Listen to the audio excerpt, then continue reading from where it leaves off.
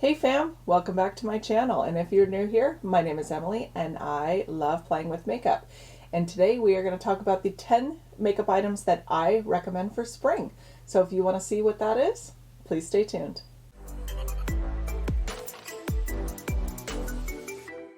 Alright, let's dive right into it. These are 10 items that I assembled that when I thought about what I'm going to be grabbing for in the spring going into the warmer weather. First thing that came to mind was moisturizer. So generally when the weather starts to warm up, I definitely start to switch out my skincare. I have pretty normal skin, but in the winter it's definitely drier. It gets more dehydrated. I live in Canada. It's very, very dry here. So the moisture literally just gets sucked out of my face. So I'm constantly trying to put that moisture back in. However, heading into spring, summer, we definitely get higher humidity in our air and I don't need as heavy of skincare anymore. So I like to switch my daytime moisturizer into something a little lighter weight, a little more gel cream, a little more hydrating, but not as emollient. And one of my favorites is the First Aid Beauty Coconut Water Cream.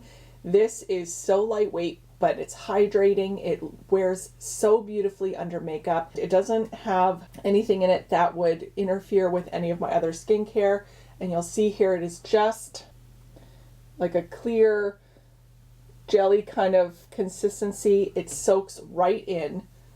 It does have a very, very slight fragrance, but even now already I don't even smell it anymore. But it just leaves the skin hydrated, but not greasy. Not greasy at all. I really, really do like this. Once it starts to heat up, I switch out my skincare for something like this. Moving on to base products. When I'm looking at the base products that I sort of lean towards in the spring and summer, a few come to mind. Very, very first off the bat, Dior Backstage. And why? So this isn't even just spring, this is all summer long, but definitely in the spring, one of the main reasons why I gravitate towards this foundation is because it's bulletproof. This foundation, first of all, it is so versatile. You can take this from, like, put a couple drops in your moisturizer and make your own tinted moisturizer out of it and it looks beautiful.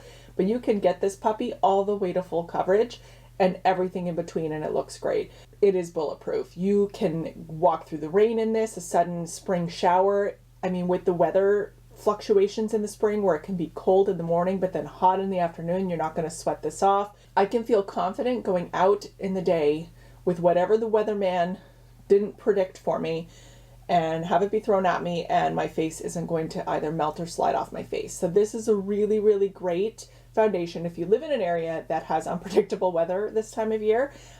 Yes, definitely worth the money. I know it's an expensive product, but it's definitely worth the money. Also, I have it in a shade that is a little darker than me right now, so that's perfect.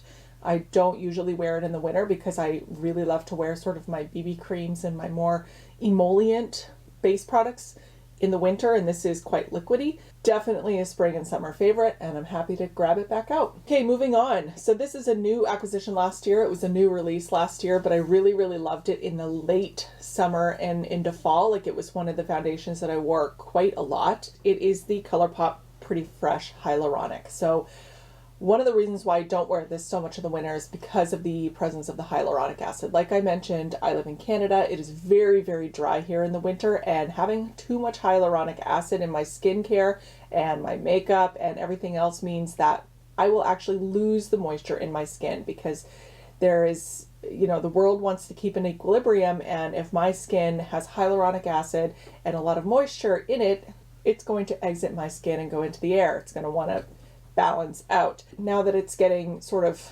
less dry here, I can bring out products that have hyaluronic acid in it again and enjoy them. So this is a really, really great foundation. It wears beautifully on me for a time. It is not your longest lasting foundation for sure. It definitely does not last as long as the Dior. No, but if you're just having sort of your average day, your 6 to 8 hour work day, this is going to look good pretty much till the end. It definitely starts to break down around that 6 or 7 hour mark, but with a good setting spray, you can take it just a little bit further and definitely powdering it down. This is, it's a really, really good foundation. It is so affordable. I'm excited to start wearing this again. For sure. So the last one that I thought about that I wore a lot last summer, it was a new release last year as well, is the Bite Changemaker Micellar Foundation. And the reason why I like this one, especially when it's a little bit warmer, is because I need my natural oils to come through for this one to look really, really great. It's a little thicker than the other two for sure. Even when I add my 4th Ray coconut milk to it, it's still a little thicker than I prefer. It doesn't look great right off the bat, but throughout the day when my oils start to come through, it looks amazing.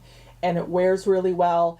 And it looks great 10 hours later, 11 hours later, but it looks way better later in the day than it does hour 1. I rely on my natural oils coming through to make it look that way. So when my skin's on the drier side, this doesn't look great on me, but when I get to the point where my natural oils are starting to come through, this is stunning. I mean, I've heard dry skin ladies say that they love this too, so I don't know if I'm just doing something wrong or if it's a preference thing, just the way that it looks on me. This is a foundation that I really, really liked in the summer and fall, because it is a bit dark for me as well.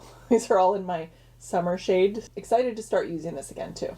So this next product is more about shade than it is about formula. You already know that I love this formula. I love cream blush, but this is a formula that is top of the line. I really, really like it. But this shade just screams spring to me. And it is the Petra Duos, the Double Take Cream and Powder Blush in the shade Do We Know Her. And this is just, I mean, look at it. It is like orangey, peachy, coral deliciousness. And this is like getting hot, going to the beach, spring, summer color. Chef's kiss. It's gonna be my favorite blush. I could just feel it. My cooler tone blushes are gonna kind of get left behind, and my warmer tone blushes like this are gonna come out. I've got in my cart for the Sephora sale the She's So LA, the bronzy one. Pretty sure that's actually gonna end up coming home with me because I do really, really love this formula and the packaging. I mean, I am a sucker for pretty rose gold packaging, so yeah. So the next item is totally random, and I don't really hear anybody talking about it, but this is something more of like a makeup style thing for me. Going into spring, summer, I definitely go a little harder with highlight. I definitely lean towards my blingier highlights, my more intense highlights, my more colorful highlights. This I got last year, and I used it a ton in the spring and summer because of the versatility. And this is the Rach Loves and Pixi highlighter palette. It's called the Layers Palette. I got so much use out of this thing. It's got a great formula. You have so much versatility because the whole point is that you mix the highlights. You know, even just this purple one, I will swatch some of these out. So you've got your two main colors, which are Clutch and Tea. So you've got sort of your champagne one and then one that's a bit more gold. So depending on your skin tone, you sort of lean towards one or the other, but these are the two base colors. And then you have the 3 sort of mixer shades, and those are them right there. And even like the darker one is a little bit dark for my skin tone, but I've used it as an eyeshadow. So even the purple, like if you build this up, of course, it's going to look really intense. I mean, that's a purple highlight for sure, but it can be sort of sheared out and it just looks stunning, and it gives something fun to your highlight. I just love the versatility in this, and the formula is pretty good. It's not the cheapest thing in the world, but you get so many different options in here that I think it's worth it, and I'm pretty sure it's still available. I'm pretty sure I've still seen it at my local Shoppers Drug Mart. It's not like an O for highlight. It's not that blinding, but it's fun, and I really liked it, and I used it a lot, and I'm excited to start using a bit of a stronger highlight. You could use a strong highlight any time of year, but I tend to be a little less highlighty in the winter. I don't know. Anyone else? Anyone else? Just me? Okay. We are moving on to eyeshadow palettes. So of course this is where I have the bulk of my items, and I'm not going to go through all of these in super depth because I'm sure you've seen them all before. I mean, the first one, of course, and I don't think I'm the only one who's even said this. I've seen a couple videos recently with people talking about their 10 spring palettes or whatnot, and this was in there, but the Natasha Denona Mini Retro, this really is like a spring color story. You've got your greens, you've got your pinks. The green doesn't come off that green on the eye. It's a little more of a gray tone green, but even still, it's a beautiful palette. It's, I mean, Natasha Denona quality. So there's that. This one screams spring to me, and I will definitely get a lot of use out of it. The next one is the next one is my newest palette. Yeah, it is my newest palette. I don't think I've bought any palettes since I received these, but this is the Oden's Eye Urd palette. It's U-R-D, I think it's pronounced Urd. It is one of their newer palettes in the Norns collection. It is the future sister, I believe. And maybe past sister. I love this color story.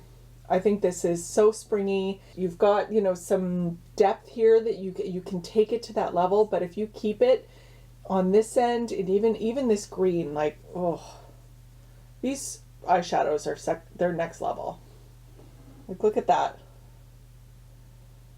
It's just stunning. It has a lot of versatility. I've loved every look I've created with this. It is a springy color story, but I will use this year round. It is such a great formula. Oden's Eye did such a wonderful job. Even the big palette, but this is the one that I'm really, really grabbing out often. So excited to keep using this for spring. If you haven't tried Oden's Eye, I would look into it. Fast shipping too. I mean, especially since it was coming from Sweden. I got it faster than an order I placed for e.l.f., which is in the US. So that puts it into perspective. The next one, and this is a controversial palette, I liked it. I liked it because I approached it exactly how I think it was supposed to be approached. This palette is not meant to be uber colorful. It's meant to be a neutral with some spice, some variety. And I love purple. I mean, I'm talking about the Urban Decay Ultraviolet palette. I didn't approach this palette thinking that this was going to be my ultimate purple palette. I thought of this palette as a neutral palette that would allow me to incorporate some purples. And I love purple for spring. I love purple year round, but I love purples for spring.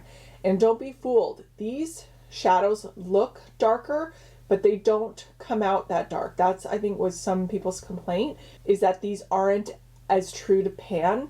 And when you actually get them on the eye, they are quite a bit softer. But that's what I think is going to make it great for spring, is that you can definitely do some more neutral purple looks. This shade in the middle, this Lucid, it's a really, really cool shade.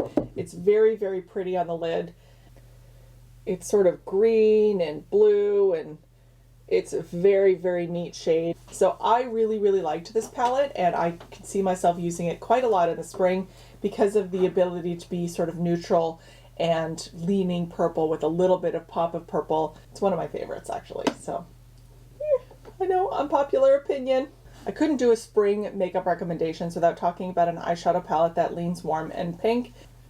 Sigma Corderosa is the first one that came to mind. This is gorgeous. This eyeshadow formula is really good. The colors are just so springy, and even they can be fiery, and you have some depth here that I think, you know, sometimes gets overlooked, but you've got sort of your darker chocolate. I mean,